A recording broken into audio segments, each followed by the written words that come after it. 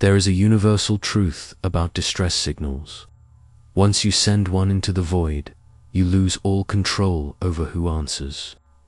When Station Overseer Zelrix of the Naroon activated the emergency beacon with 3 shaking manipulators, he expected pirates, scavengers, maybe Alliance patrols, if fate felt generous.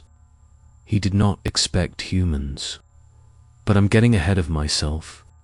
My name is Rick Tal, Communications Officer aboard Research Outpost Theta 9. Was Communications Officer. The next 72 hours rewired my understanding of fear, survival, and the upright predators from Sol 3. It began on what humans call a Tuesday. They label everything: days, hours, catastrophes. We were running atmospheric scans on the gas giant below when the proximity alarms detonated into chaos. Sirens, red lights, the whole station screaming at once. Zelrix's throat sacs flared in panic. Raiders, Kravak marauders. 15 ships, closing fast. 15. Theta 9 had no weapons.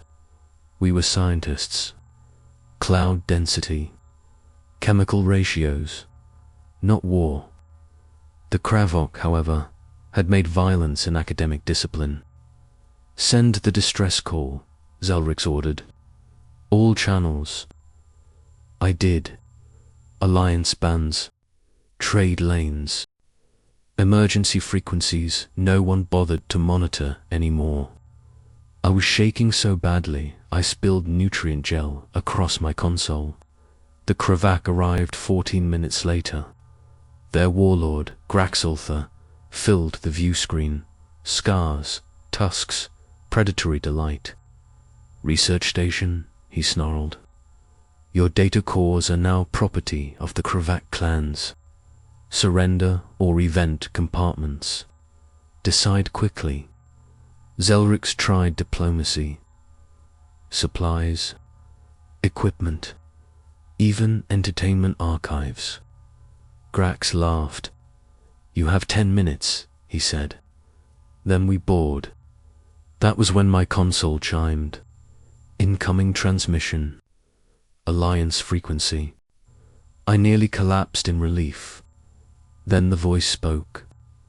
Research Outpost, Thatanine. This is US Defiant. We received your distress call. Hold tight. Help's coming. It wasn't Alliance standard. I checked the registry. United Earth Space Service. Origin, Sol 3. The Deathworld. The place where nature actively hunts its inhabitants and fails. Overseer, I croaked. Humans answered. Zelrix's skin went bone white. How far out? I checked the data, then checked again. For minutes, that's impossible. The human voice returned, cheerful. Yeah, we've adjusted our drives. Safety regulations are more like guidelines. Dropping out of slip space in 3, 2, 1. The Defiant appeared like a predator tearing through reality. She was smaller than the Kravak cruisers, but sharp, angular, purpose-built. Grax noticed. Unknown vessel. Withdraw immediately or be destroyed. Silence. Then the human voice came back, cold now. Kravok Raiders. This is Captain Marcus Webb. You have 30 seconds to disengage and leave. After that, we open fire. Grax snarled. 1 ship versus 15. You're brave or stupid. Yeah, Webb replied. We hear that a lot. 20 seconds. The Kravok fired. What followed still doesn't make sense. The Defiant moved, not like a ship, but like something alive. Rolling, twisting, accelerating in ways that should have liquefied her crew. Human inertial dampening is inadequate. They compensate with stubbornness and insanity. Her weapons powered up. I expected plasma. Instead, a railgun fired. A tungsten slug tore through to Kravak ships like they were made of vapor. Humans don't fight to win. They fight to teach lessons. The lesson was simple. You chose the wrong helpless target. More ships vanished, kinetic strikes at relativistic speeds. They were throwing metal, and it was devastating. Focus fire. Grax screamed over open comms. Destroy the human vessel. 12 ships converged. Captain Webb flew into them. Is he broken? Zelrix whispered. Yes, I said. Medically. Strategically, no. The Defiant danced through the formation. Chaff, drones, debris, clouds. Kravak targeting systems collapsed into confusion. They fired at ghosts, at each other. The Defiant dismantled them with surgical precision and childlike enthusiasm. Retreat, Grax screamed. Oh no, Webb cut in. You started this. The survivors ran.